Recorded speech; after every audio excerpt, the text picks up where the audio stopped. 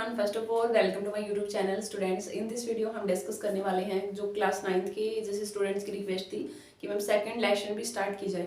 तो पहले हम बता देते हैं कि जैसे फर्स्ट लेसन था, जो लास्ट टॉपिक था स्टूडेंट्स, वो हमने डिस्कस किया था इवोपरेशन क्या होता है, फैक्टर इफेक्टिंग क्या है, टेम्परेचर यूनिट वगैरह हमने कंप्लीट कर ली थी।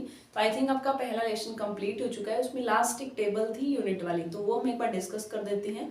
जो नेक्स्ट जो वीडियोस होगी उसमें हम सेकंड चैप्टर है मैटर अराउंड अ स्फीयर, उसको हम स्टार्ट करेंगे। कई स्टूडेंट्स की मेल आ रही थी मैम उसको भी स्टार्ट कीजिए, तो वो हम कंटिन्यू करेंगे।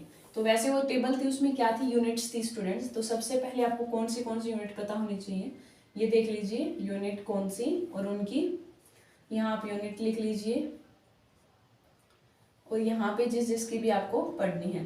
जैसे फॉर एग्जांपल टाइम है, टाइम की यूनिट क्या होती है आपकी, सेकंड होती है स्टूडेंट्स। जैसे आपका लेंथ है, तो लेंथ की यूनिट क्या होती है आपकी, मीटर होती है। और अगर सीजीएस की बात करें तो मीटर को आप सेंटीमीटर में भी कर सकते हो।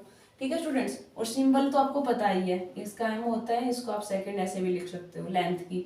अगर आपसे पूछ ले कोई करंट की, तो करंट की यूनिट होती है स्टूडेंट्स एम्पियर। ठीक है, एम्पियर आपको होती है करंट की।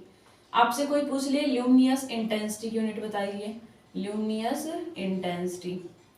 तो ल्यूमिनियस इंटेंसिटी की यूनिट होती है स्टूडेंट्स कैंडेला, उसका सिंबल होता है सीडी। ल्यूमिनियस जो इंटेंसिटी होती है ना, फिजिक्स में भी आप पढ़ते हो, उसकी यूनिट होती है कैंडेला। ठीक है।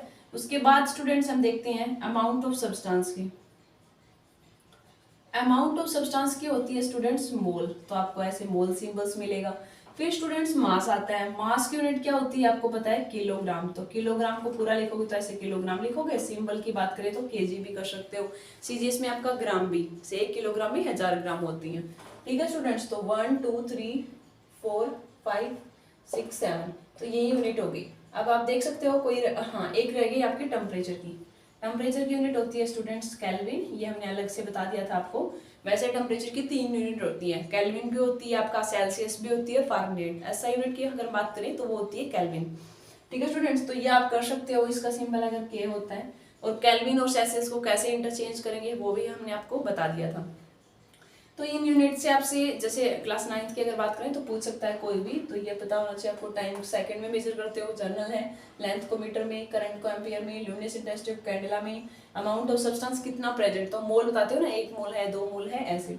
मास को किलोग्राम में, टेम्परेचर को केल्विन में। और जितने भी टॉपिक्स थे ना वो हमने कवर कर लिए हैं। जैसे सबसे पहले हमने अगर ओवरऑल एक बार हम आपको रिवाइज करवाएं, कंक्लूजन क्या क्या डिस्कस किया। तो पहला लेसन में आपने ये सीखा स्टूडेंट्स कि अपने आसपास देखते हो कि बहुत सारी चीजें, तो मैटर है क्या, तो मैटर कोई भी चीज अपने आसपास देखते हो आप, उसका कुछ मास हो या वॉल्यूम। वॉल्यूम मतलब स्पेस ऑक्यूपाई करना, वो मैटर। फिर हमने मैटर को, फिजिकल मैटर की कुछ कैरेक्टरिस्टिक्स डिस्कस की कि मैटर कैसे पार्टिकल कंटिन्यूसली कैसे मूव करते हैं, अट्रैक्ट कैसे करते हैं, ये सारी थिंग्स देखी। फिर स्टूडेंट्स हमने मैटर को 3 टाइप से क्लासीफाई किया।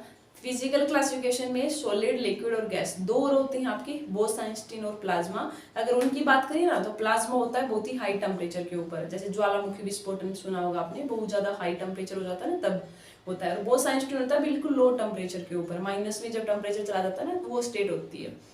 वो स्टूडेंट्स हमने 3 आपको बेसिक्स पढ़नी थी, सॉलिड, लिक्विड, गैस। फिर हमने एक वीडियोस लेके आए थे, उसमें डिफरेंस की हमने बनाई थी, सॉलिड, लिक्विड, गैस में क्या डिफरेंस होता है, डेंसिटी का क्या होता है, फोर्स ऑफ अट्रैक्शन, स्पेस का एग्जांपल्स, वो हमने काफी सारे डिस्कस कर लिए।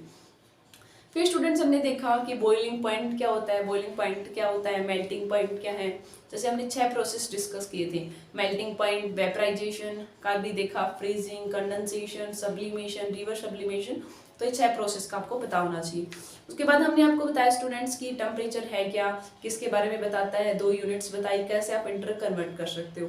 4th टॉपिक था स्टूडेंट्स इसमें कि इवोपरेशन क्या होता है, इवोपरेशन और बॉइलिंग में क्या डिफरेंस है। जैसे इवोपरेशन में भी लिक्विड से वेपर होती हैं, जैसे डेली लाइफ में हमने कपड़ों का एग्जांपल लेके बताया था आपको कि आप सुखाते हो, कौन से फैक्टर पे डिपेंड करता है, सरफेस एरिया, टेम्परेचर, विंड, ये सारी थिंग्स बताई। जैसे बॉइलिंग पॉइंट होता है उसके लिए तो एक फिक्स है, जैसे अगर पानी का बॉइलिंग है तो वो 100 पे ही होगा बॉइल, लेकिन इवोपरेशन आपका बिलो बॉइलिंग पॉइंट ही हो जाता है, उसको एक फिक्स की जरूरत नहीं पड़ती। ना ही वो आपका बॉइलिंग पॉइंट है सरफेस एरिया पे भी डिपेंड नहीं करता, ना ही विंड पे, लेकिन ये ऑपरेशन करता है। तो उसके भी हमने देखा, काफी इंपॉर्टेंट टॉपिक है, तो आपको एग्जाम्स में पूछ सकते हैं। ठीक है, ये हमने डिस्कस कर लिया।